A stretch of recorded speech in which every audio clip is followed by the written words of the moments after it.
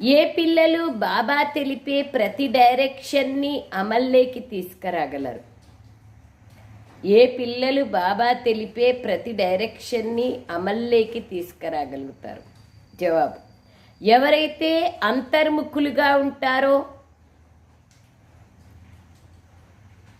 తన షో ఎవరిలో అయితే ఉండదో, తన ఆర్భాటాన్ని చూపించుకోరో, ఎవరైతే ఆత్మిక నశాలో ఉంటారో వారే బాబా ఇచ్చే ప్రతి డైరెక్షన్ని అమల్లో తీసుకురాగలుగుతారు.